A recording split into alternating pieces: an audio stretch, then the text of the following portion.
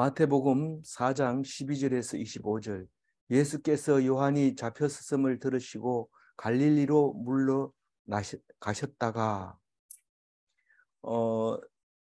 그 예수님이 어제는 세례받는 이야기를 했는데 오늘 바로 요한이 잡힌 이야기를 합니다. 이 마태복음은 마가복음에 없는 얘기를 하긴 하지만 그럼에도 불구하고 굉장히 빨리 이 진도가 나가죠. 그런데 누가복음과 요한복음에는 그 많은 이야기들이 있습니다. 요한이 활동했는 이야기도 하고 그리고 여러 가지 이야기를 하지만 그것도 절묘하고 이 마태복음은 지금 바쁩니다. 뭐가 바쁘냐면 오늘 이 예수님이 하신 말씀이 우리에게 전달이 되어야 되는데 그 말씀을 하려고 하는데 앞에 얘기를 빼먹으면 안 되니까 꼭 필요한 것을 오늘 넣어준 거죠. 내일부터는 산상수훈이라고 해가지고 그 가르치는 것이 남과 다른 특별한 걸로 이렇게 기록이 되어 있습니다. 그러나 나중에 누가복음과 요한복음을 쓰면서 그것은 생활 속에서 일어나는 그 가르침이 되어버리게 됩니다. 그래서 실제로는 이렇게 산에서 그냥 이렇게 가르쳐주는 그런 이야기가 아니라 일상생활에서 제자들과 함께 가르쳐주는 이야기로 스며들어 있는데 물론 이게 비슷한 것이 이제 누가복음에는 있지만 그래도 내일부터는 산상수훈이 일주일 정도 계속해서 묵상을 합니다. 그 오랫동안 묵상하는 게 사실은 그게 중심이 되죠. 마태복음의 중심이지만 그 말씀을 하신 예수님에 대해서 이야기함으로써 다른 사람과 다른 그런 교훈을 우리가 주게 됩니다. 오늘은 이제 예수님이 요한이 있을 때까지는 괜찮았는데 요한이 잡힌 걸 가지고는 요단강에 계속 있을 수 없습니다. 왜냐하면 에세네파가 지금 사두개파하고 바리새파에게 지금 그 밀리죠. 밀려서 이제 쫓겨다녀야 되는데 사도 요한이 붙잡혔으니까 이젠 예수님도 거기서 붙잡히게 됐는데 붙잡히면 안 됩니다. 예수님 아직 때가 안 됐기 때문에 때가 아직 되지 않았기 때문에 붙잡히면 안 됩니다. 사역을 아직 시작도 안 했는데 그렇게 겨우 이제 그 뭐 했습니까? 은혜 저기 성령 받고 사탄에게 잡혀서 이제 시험 받고 그리고 있는데 요한이 붙잡혔습니다. 왜 잡혔는지 마태복음에는 뭐라고 누구에게 잡혔을까요? 요한이 잡혔음을 들으시고 요한과 예수가 이 강 건너 베다니에서 서로 경쟁적으로 세례를 주고 있었던 거죠. 그러다가 요한 보다가 예수가 세례를 더 많이 받게 되는 일들이 있었다고 다른 성경은 말하고 있어요. 어쨌거나 그때 요한이 잡혀가지고 옥에 갇힐 때 예수는 고향으로 도망온 거죠. 토꼈단 말이에요. 그래서 와가지고 갈릴리로 왔어요. 갈릴리는 뭐가 있어요? 나사렛이 있고 실제로는 나사렛은 그 골짜기에 있어서 별로 사람이 많이 없습니다. 근데 가버나움에 가면 그 동네가 좀 넓습니다. 넓고 그 어부들이 많습니다. 성지순례 가면 그 가버나움에서 베드로 고기를 먹을 수 있어요. 그리고 베드로 이제 교회도 있고 베드로 장모의 집도 있고 볼 수 있습니다. 거기에 보면 그 예수님이 준 열쇠를 들고 있는 베드로 동상도 있고 있습니다. 그 뒤에 가면 이제 내일부터 이제 그 회당에서 이제 가르칠 때 그 회당이 있고 있습니다. 그런 갈릴리 그 그림을 보면 가브나움 있고 거기 게네사렛 막달라 그다음에 디베랴 있는데 그게 전부 갈릴리 땅 해변입니다. 근데 나사렛은 좀 이렇게 산골짜기에 뭐 크게 산골은 아니지만 산골입니다. 거기는 그래도 조금만 밑으로 내려오면 들판이 있어서 거기가 밑에 보면 그 머깃도라고 하는 곳도 거기 덜이 나와서 거기서 싸우면 전쟁 났다 하면 거기서 전쟁 일어나고 이랬던 곳이 있죠. 그래서 어떤 갈릴리 바다 부근으로 이제 갔습니다. 나중에 보면 어디서 잡혔는지 알 수 있어요. 누가 잡아갔어요? 헤롯이 잡아갔어요. 14장에 가면 헤롯이 예수님이 활동하는 걸 보고 요한만 있는 줄 알고 요한을 잡았는데 뭐가 또 사람들을 뭐 이렇게 데리고 다니면서 소란을 피우니까 이게 틀림없이 요한을 죽였는데 이게 다시 살아났다. 이래가지고 내가 확인해야 되겠다. 이러고 나중에 예수를 보고 싶어 했던 이야기가 나오죠. 이왕에 한번 읽어볼까요? 마태복음 14장 4절. 이는 요한이 헤롯에게 말하되 당신이 그 여자를 차지한 것이 옳지 않다 하였어. 왜 헤롯이 이 요한을 이제 세례 요한을 죽였느냐? 그러면 뭐 헤롯이 그 자기 그 의부 딸을 생일 잔치에 선물로 세례 요한의 목을 잘라 줬잖아요. 왜 그랬냐 이러니까 그 여자가 그 동생의 아내를 차지해가지고 왜 그렇게 했을까요? 그런데 이유가 있죠. 거기 다 정통성을 이어가려고 또 그리고 다른 뭐 의도도 있었지만 뭐 형제라도 비실비실하면 뺏기는 거예요. 여자를. 그래서 뺏겨가는 거를 또 이 세례 요한은 그거를 간과하지 않고 회개하라 막 이렇게 소리 지르니까 그 여자가 미워가지고 어떻게 하면 좋을까 이런데 마침 그 자기가 데리고 온 그 이름이 뭡니까?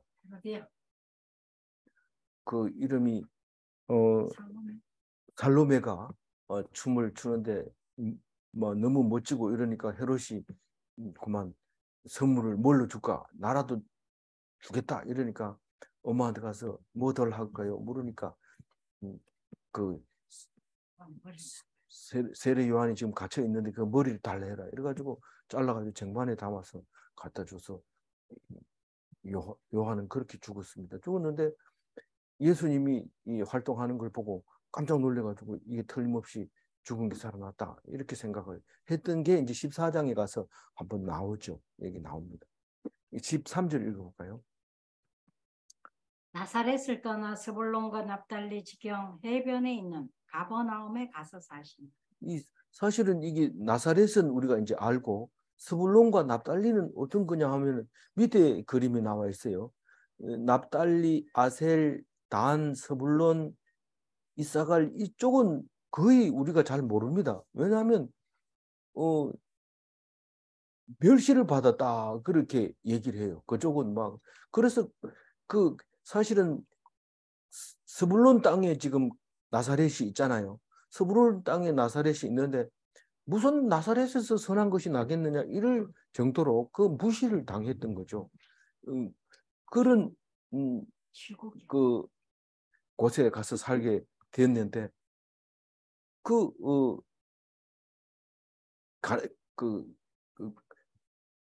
사람들이 그 어부들이 많아가지고 그 또 고기 비린내 난다면서 다 그 싫어하고 이쪽 유대 땅은 예배드리고 맨날 가운 입고 그렇게 멋있게 그렇게 사니까 폼나고 이랬는데 멸시를 당했다는데 그게 이사야서에 그게 나와 있다는 거예요.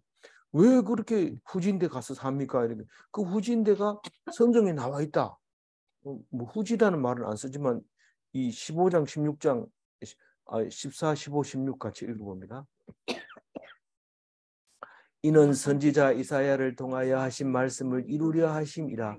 일러서되 스불론 땅과 납달리 땅과 요단강 저편 해변 길 이방의 갈릴리여 흑암에 앉은 백성이 큰 빛을 보았고 사망의 땅과 그늘에 앉은 자들에게 빛이 비치었도다 하였느니라.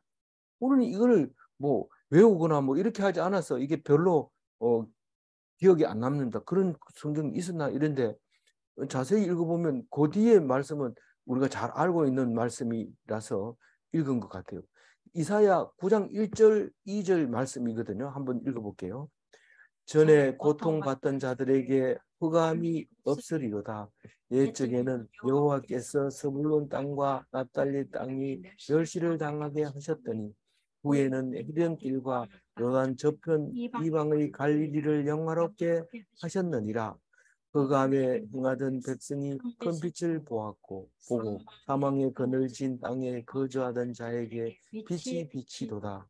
이게 이사야서 9장인 걸로 보면 이사야가 살았을 때 예언했던 말인데 그것은 오늘 이 이야기를 하고 있습니다. 스불론 땅에서 누가 올 것이다. 한 아기가 태어날 거다. 그 9장 6절에 우리가 잘 아는 한 아기 이야기 나오고 정사를 메었고 기묘라 모사라 전능하신 하나님이라 영존하신 아버지라 평강의 왕이라.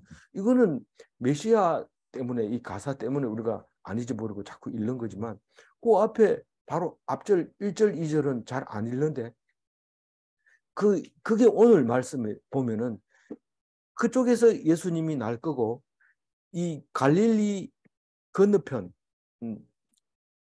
동쪽 땅, 그 오늘 제일 마지막에 그 데가볼리가 그쪽 땅입니다. 그러니까 요단 저쪽 이방의 갈릴리, 거기가 데가볼리 쪽을 말하고 있는 거예요. 요단강 저쪽 이방의 갈릴리. 그 예수님이 나중에 그 돼지 치러 가죠. 돼지 떼가 물에 몰사하는 그곳이 바로 그곳인데 그거를 이야기를 미리 합니다. 이 선지서에 나와 있는 이야기가 이루어지려고 했다는 것을 말하고 있는 거죠. 17절 읽어볼까요? 이때부터 예수께서 비로소 전파하여 이르시되 회개하라 천국이 가까이 왔느니라 하시더라. 그 비로소 이 말은 이때부터 이 말은 이제 갈릴리에서부터 예수님의 사역이 시작됐다. 애는 언제냐? 세례 요한이 붙들려 감옥에 갔을 때 장소는 어디냐? 요단강 저편이 아니고 거기서부터 사역이 시작이 된다. 갈릴리부터 시작됐다. 그 얘기를 합니다. 그래서 뭐라고 비로소 무슨 일을 했는데 예수님의 전도 사역이 시작이 됐다. 전도 사역이 뭐냐? 제일 첫 번째 전도 사역이죠. 근데 회개하라. 천국이 가까이 왔느니라. 세례 요한하고 똑같은 메시지를 전파하고 있습니다. 지금은 뭐 예수님이 아직 나타나지 않으니까요. 어느 정도 차곡차곡 이제 예수님으로서의 그것을 보여주고 난 다음에 그 끝에 가서 예수님이 이제 구세주로 나타나게 되죠. 지금은 구세주인지 뭔지 몰라요. 지금. 그래서 다가올 심판, 천국과 지옥이 있다. 그게 죽어서 가는 게 아니라 이 땅에서 곧 올 날짜가 있다. 이렇게 소리 지르면서 복음을 이제 슬슬 전하게, 슬슬이 아니고 슬슬 이렇게 전하게 되는 거죠. 18절 읽어보. 갈릴리 해변에 다니시다가 두 형제 곧 베드로라 하는 시몬과 그의 형제 안드레가 바다에 그물 던지는 것을 보시니 그들은 어부라. 이제 그 제자들 부르는 거 나오는데 여기도 간단하게 나옵니다.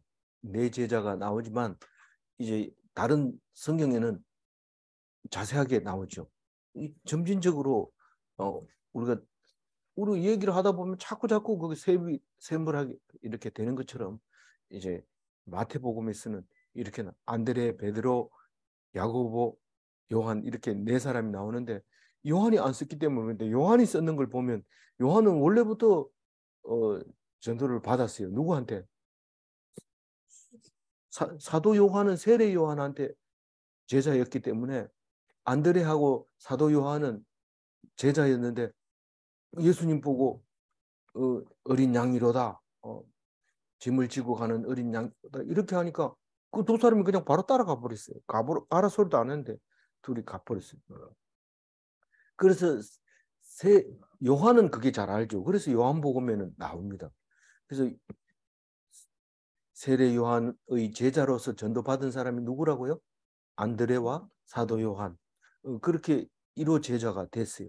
그리고 안드레는 누구한테 가요?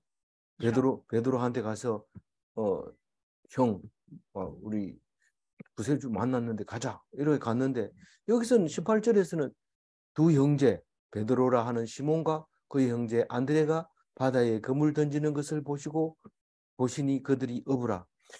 이거는 왜 이렇게 썼어요? 그런데 이렇게 그냥 우리가 소개를 하고 요한은 더 자세히 얘기해 주는 거죠. 이거는 뭐 틀린 말은 아니잖아요. 근데 더 자세하게 얘기를 해주는 게 요한복음이 있다 이런 얘기고. 19절 읽어보죠. 이 말씀하실 때 나를 따라오라 내가 너희를 사람을 낚는 어부가 되게 하리라 하시니. 이 사실은 따라오라 이런데 다른 성경에서는 따라오라 한 것은 빌립을 보고 예수님이 딱 보더니 나를 따라와라 이러니까 빌립이 따라옵니다. 근데 따라왔는데 빌립이 나다나엘을 전도를 하죠. 이 바돌로메라고 하는 나다나엘을 전도하는데 빌립이 얘기를 하니까 나사렛에서 무슨 그런 선한 일이 선한 것이 나오겠냐 이러면서 근데 예수님 딱 보더니 네 속에는 간사한 게 없다 이러니까 깜짝 놀라가지고 어이구 이 왕이로소이다 유대의 임금이로소이다 이렇게 신앙 고백을 자기도 모르게 해버린 거예요. 그러니까 네가 나를 본 걸로 믿느냐 앞으로 더 큰 것을 볼 것이다 이렇게 나다나엘 보고 강력하게 이제 이야기를 하죠. 근데 뭐 나다나엘은 뭐 크게 한 일은 없는 것 같아요. 근데 뭐 안드레도 그렇지만 뭐 사도 요한은 요한복음 또 뭐 요한계시록 이렇게 많이 썼죠. 근데 요한은 누구를 전도를 합니까? 자기 동생 저 형을 전도를 하죠. 그 20절 읽어볼까요? 그들이 곧 그물을 버려두고 예수를 따르니라. 그들이 누구예요? 베드로하고 안드레죠. 그래 이제 다른 두 사람을 전도하는 이야기가 21절에 나옵니다. 21절. 거기서 더 가시다가 다른 두 형제 곧 세베대 아들 야고보와 그의 형제 요한이 그의 아버지 세베대 세베대와 함께 배에서 그물 깁는 것을 보시고 부르시니. 그러니까 여기서 뭐 간단하게 이제 네 사람을 부른 걸로 나와 있지만 사실 사도 요한은 세례 요한한테 전도를 받아서 형을 찾아가서 전도를 하죠. 그래서 두 형제는 아주 독실한 예수님의 제자가 됩니다. 이 나이가 어린 사도 요한은 요한계시록까지 쓰고 요한 1, 2, 3서도 쓰고 이래서 5권의 성경을 쓰지만 그 형은 무슨 짓을 했습니까? 이 최초의 선교자가 돼요. 그 예루살렘에서 최초의 선교자가 되고 야고보서는 예수님의 동생 야고보가 쓴 겁니다. 그래서 그리고 이 예수님 동생 야고보도 있고 이 사도 야고보도 있고 또 작은 야고보도 있어요. 그래서 이거는 큰 야고보라고 얘기를 해요. 그래서 이 큰 야고보는 참 그야말로 큰 일을 예수님 닮은 일을 하고 작은 동생 요한은 또 큰 일을 하죠. 그래서 그 어머니가 아주 치맛바람이 셉니다. 아마 예수님 만나가지고 하나는 좌편에 하나는 우편에 앉게 해달라고 떼었는데 사람들이 난리가 났죠. 뭐 여자가 와가지고 막 치맛바람 일으킨다 하면서 막 소리 지르고 이런데 결국 그 두 사람 이 두 형제도 성질이 아주 대단해요. 그래가지고 우레의 아들들이라고 예수님 별명을 붙여놨어요. 자기 좀 마음에 안 든다고 벼락을 내려가지고 죽이게 할까요? 그러니까 예수님이 말리고 막 그럴 정도로 이 사람들의 성질이 대단한 사람들이죠. 그래서 네 사람 이야기를 이제 소개를 하지만 다른 사람 이야기는 거의 안 합니다. 그래서 제가 이제 빌립과 나다나엘 이 두 사람을 없는 걸 썼습니다만은 그러면 지금 6명이 이제 뽑혔습니다. 나중에 보면 12명을 그냥 기도하고 뽑는 이야기가 나옵니다.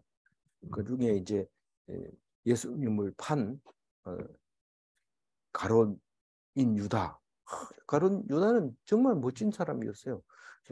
예루살렘에서 공부를 했고 그리고 돈도 좀 있었고 머리도 총명하고 이래서 돈은 다 그 사람이 맡은. 나머지는 다 고기 잡는 사람들이니까 잘 모르니까 그 가룟 유다가 다 맡았는데 결국은 유명한 사람, 잘난 사람, 똑똑한 사람은 쓰임 받는 게 그렇게 잘 안 쓰여지는 것을 볼 수 있는데 그걸 그냥 간과해서는 안 돼요. 간과해서는 안 돼요.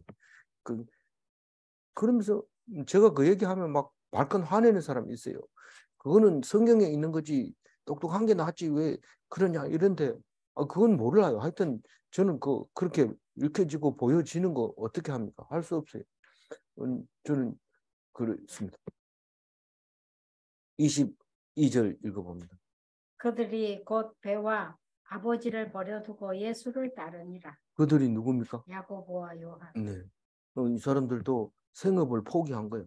이 고기 잡는 생업을 포기하고 예수님을 따릅니다. 그러나 예수님이 이 힘을 잃을 때 다시 고기 잡으러 가는 모습을 우리가 볼 수 있습니다. 우리가 다 포기했는 것처럼 보여질지라도 결국은 되돌아가는 일이 생기는데 그것이 우리라는 사실을 잊어서는 안 됩니다. 성경 말씀 같이 묵상하고 이럴 때는 진짜 목숨 걸 것 같지만 또 막상 이제 문제가 터지고 이러면 또 돌아가고 그게 나쁘다 좋다가 아니라 우리의 모습을 보여주고 있는 거죠. 보여주고 있는 건데 나는 절대 안 그럴 거예요. 절대 안 그럴 거예요 하는 그게 바로 베드로입니다. 그 최고 수제자가 그렇게 얘기했어요. 나는 어떤 일이 있어도 배신 안 할 겁니다. 다 울기 전에 3번 부인한다.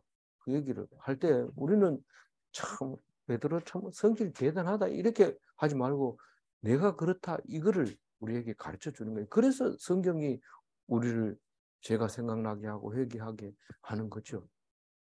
23절 읽고. 예수께서 온 갈릴리에 두루다니사 그들의 회당에서 가르치시며 천국 복음을 전파하시며 백성 중에 모든 병과 모든 약한 것을 고치시고. 23절을 가지고 이제 예수님의 3대 사역 이래서 가르치고 복음 전파하고 병 고친다. 그래서 티칭, 프리칭, 힐링 이래가지고 TPH 이래가지고 선교 단체는 이 TPH를 모토로 이렇게 선교를 내보내기도 합니다. 진리를 가르치고 설교를 복음 전파는 뭐 설교하는 거죠.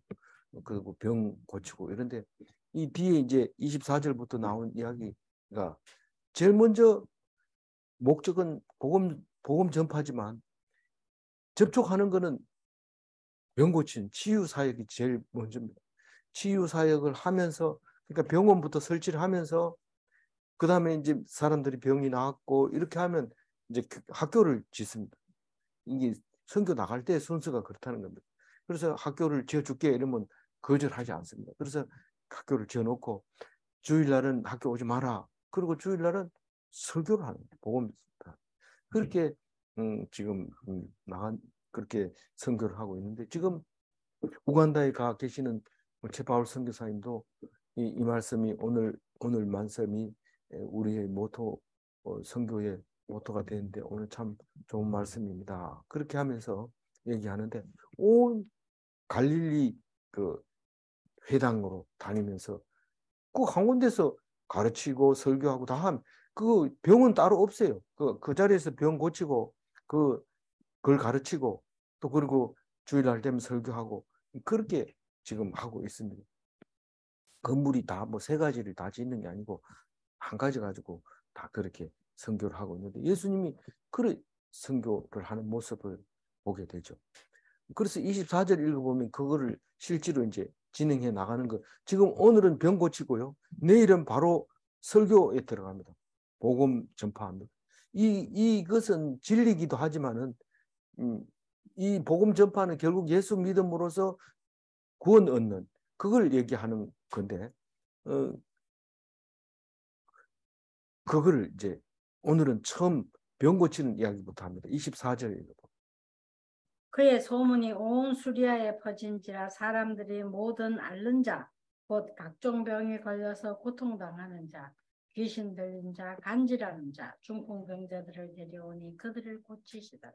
이 초기의 기독교들은 다 수리아에서 일어났는데, 수리아라고 하면 이게 수리아가 어디입니까? 이런 물으면 굉장히 이제 논쟁거리가 됩니다. 왜냐하면 이스라엘 땅이 어디입니까? 이러면은 뭐 요르단 동쪽은 말고 서쪽이다 뭐 이렇게 얘기를 정의 내리면 또 싸움이 일어납니다. 왜냐하면 그 동편도 있거든요. 근데 지금 현재는 이스라엘이 닿는 지금 전쟁해가지고 지키고 있는 것은 요단 서편만 있지 동편은 여전히 그 요르단이라고 하는 무슬림 나라가 자리를 잡고 있고, 서편에도 오랫동안 한 2000년 동안 내버려 뒀기 때문에 무슬림들이 다 장악하고 있었기 때문에 쫓아내느라고 아주 애를 먹었죠. 세 차례나 전쟁을 일으켰지만 다 일으키지 못하고 남아 있는 게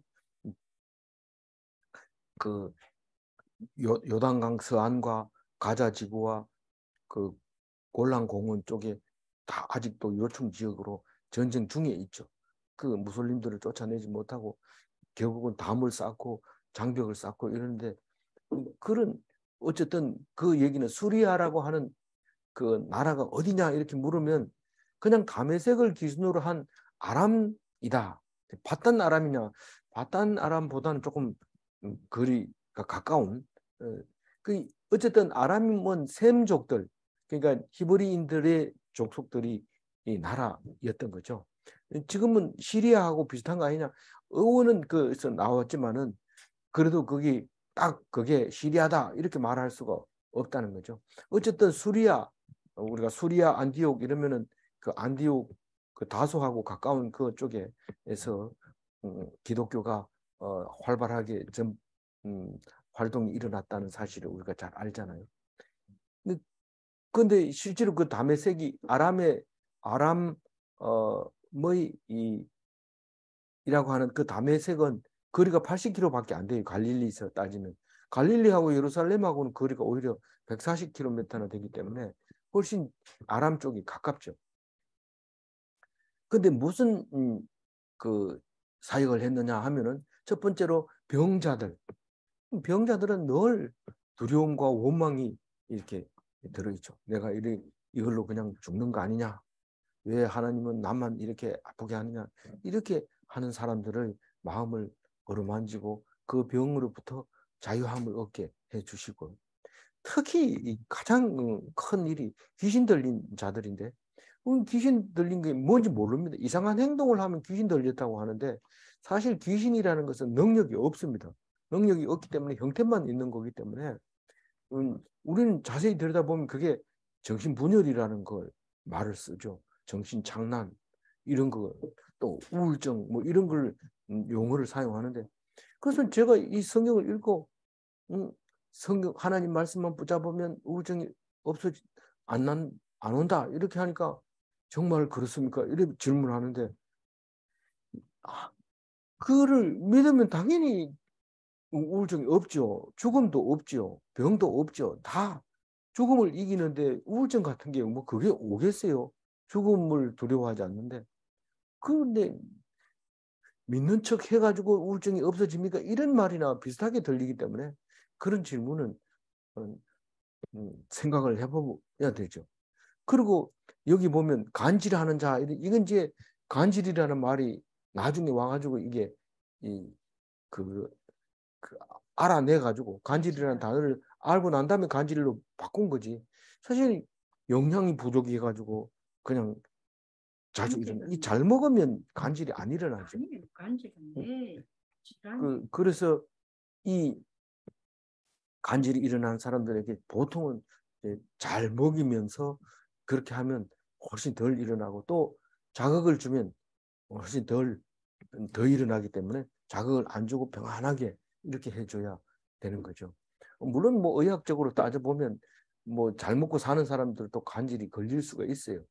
그러니까 그렇지만 그 상당히 지금 많이 이제 좋아졌죠. 간질 환자라는 건. 근데 지금 예수님이 간질 환자의 부모를 보면은 이제 그런 얘기를 하죠.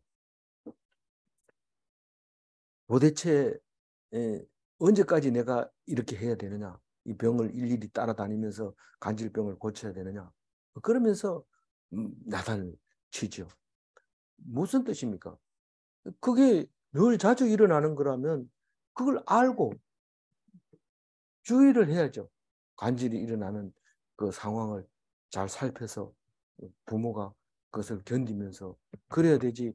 그 내버려 둬가지고 여러 사람들에게 그냥 뭐 깜짝 놀라게 만들어 버리는 거죠. 그리고 중풍병자도 마찬가지입니다. 어, 중풍병자 이러면 순환기 계통에 문제가 있다 이렇게 생각하지만 사실은 이 병자들은 거의 공통적으로 가지고 있는 것이 그 죽음에 대한 두려움이 그 병에 대한 그 고통을 더 견디기가 어렵게 만들어줍니다. 그런데 예수님이 오셔서 죽음에 대한 병을 다